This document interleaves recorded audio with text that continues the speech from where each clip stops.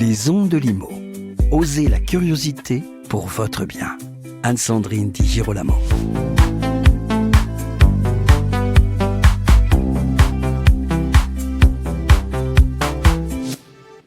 D'ici quelques mois, la loi du 10 juillet 1965 fixant le statut de la copropriété des immeubles bâtis aura 60 ans. C'est l'occasion pour les ondes de Limo de vous proposer une série de podcasts de réflexion sur ce texte, mais aussi sur les professionnels qui gèrent les copropriétés ou encore sur ceux qui font la copropriété au quotidien. J'ai nommé les copropriétaires.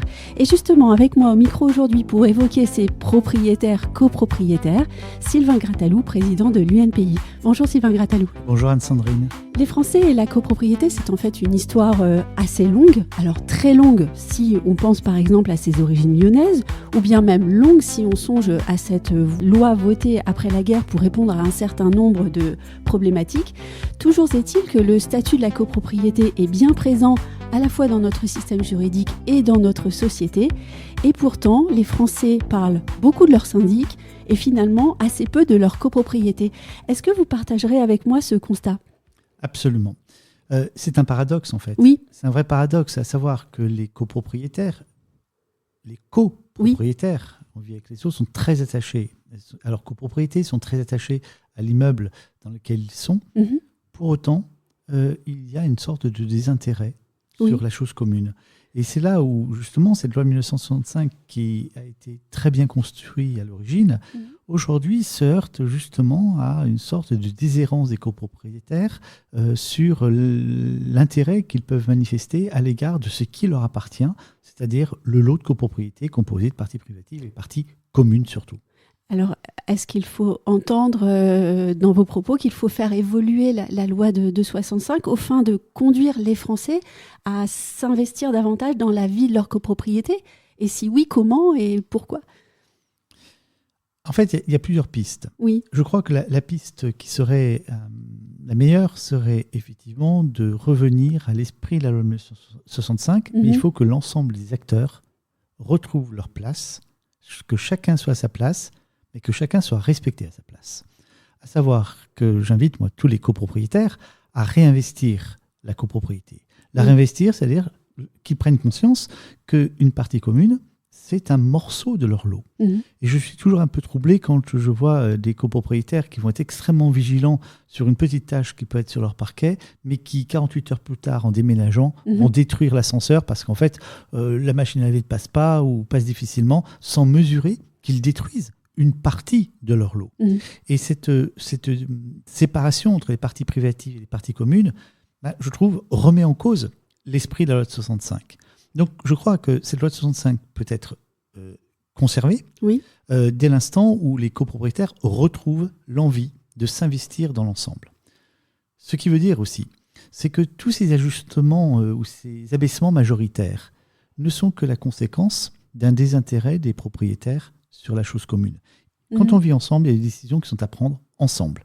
L'idéal, c'est que tous les copropriétaires s'expriment, se manifestent et à un moment donné décident, selon des règles majoritaires. Mais quand vous avez de moins en moins de copropriétaires présents, il faut bien faire vivre cette copropriété. Donc en fait, c'est un peu à cause d'eux aussi qu'il y a ces abaissements majoritaires. Donc je crois que si les copropriétaires réinvestissent la copropriété, on n'aura pas besoin de ces abaissements majoritaires, de ces fameuses passerelles. Et le syndic ne rouspètera pas en disant finalement je suis embêté parce que je ne sais pas quoi faire, etc. Et je n'entendrai pas finalement mon syndic ne fait rien. Parce que, alors évidemment, il y a une minorité de syndics qui ne sont pas de qualité comme dans toutes les professions. Mais ce n'est pas cela dont je parle. Ce sont des syndics qui sont désœuvrés parce que les conseillers syndicaux ne sont pas actifs et les copropriétaires absents. Et comme la nature a horreur du vide, bien inévitablement, les syndics prennent une place qui n'est pas la leur, mais que leur laissent bien volontiers les copropriétaires. Et le vote par correspondance accentue tout ça. Oui, en fait, on a un discours qui est cristallisé autour du syndic, alors qu'au fond, on aimerait voir le propriétaire, copropriétaire se responsabiliser. Ça veut dire aussi aller aux assemblées générales, par exemple. Absolument. Mais il faut dire que le syndic reste assez prudent. Mais heureusement, l'UNPI et l'UNIS avons des liens extrêmement forts, donc mes propos ne seront pas mal compris. Mais il faut aussi que le syndic reste à sa place, de façon à laisser aux copropriétaires le soin, eux, d'assumer cette responsabilité.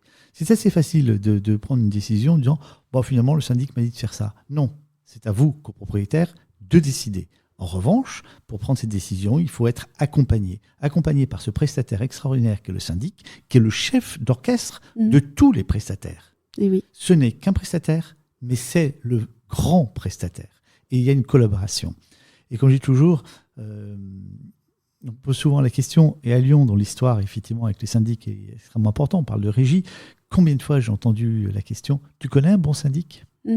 Et ça montre bien qu'il y a une perte de légitimité du syndic, mais qui est aussi nourrie par des copropriétaires qui sont relativement absents. Mais je crois que les deux doivent se retrouver une forme de responsabilisation et un partenariat qui est un vrai partenariat, mais qui soit responsable. Est-ce à dire qu'on pourrait imaginer remettre un peu plus de liberté contractuelle dans le monde de la copropriété aussi, eu égard à ce contrat qui lie les copropriétés et leurs syndics ? Alors il y a deux choses, oui. C'est la liberté contractuelle dans la relation avec le mandataire. Je vois beaucoup plus de transparence. C'est là aussi, c'est un paradoxe, je crois comprendre de la part des syndics qui souhaitent s'inscrire dans une libéralisation des relations, tout en sollicitant par ailleurs un encadrement de leur propre profession, notamment en sollicitant la création d'un ordre, etc. C'est-à-dire se mettre sous le joug de l'autorité publique. C'est tout à fait paradoxal. Donc je crois qu'aujourd'hui, les syndics sont en recherche de légitimité, parce qu'ils n'ont pas de légitimité. Et d'ailleurs, d'une manière générale, les statistiques et les enquêtes montrent qu'il n'y a pas particulièrement de regard bienfaisant et bienveillant à l'égard des syndics, souvent infondés. Et pour autant, remettre davantage de règles entre le mandataire et le mandant va alourdir les choses. C'est plutôt de la transparence et de la simplicité, particulièrement s'agissant des honoraires, où le contrat de syndic est extrêmement strict et il y a beaucoup de choses qui ne sont pas prévues.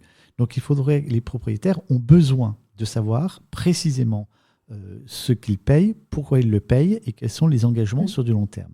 Il y a un obscurantisme qui est quand même là, dont profitent un certain nombre de syndics, il faut le dire. Oui, en parlant de liberté contractuelle, je pensais effectivement à ce contrat tout sauf qui est en fait difficilement lisible et où on pourrait imaginer un contrat à la carte, je sais qu'on ne peut pas dire ça comme ça, mais où en fait on choisirait le degré aussi de prestation qu'on demande à ce syndic dans la copropriété en cause, dans sa copropriété. Absolument, mais c'est absolument incompatible à ce moment-là avec la création d'un ordre qui pourrait aboutir à une tarification des services. Et la tarification, elle ne sera pas favorable aux syndics qui ont de plus en plus d'obligations en qualité de professionnels, mais dans la facturation derrière, les montants ne sont pas forcément déterminés.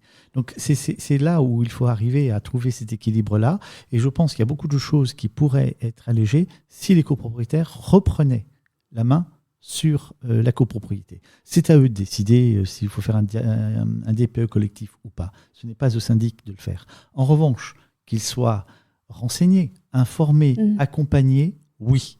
Mais les copropriétaires doivent prendre conscience qu'ils ne sont pas propriétaires uniquement de leur partie privative, mais d'un ensemble. Et la valorisation de leurs biens, c'est-à-dire de leur lot, passe aussi par une valorisation de ces parties communes. Mais bien sûr.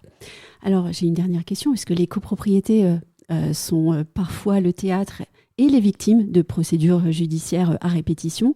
Comment, selon vous, vous qui êtes le président de l'UNPI, mais aussi avocat, peut-on réduire l'impact négatif de ces procédures sur la vie et les finances des copropriétés?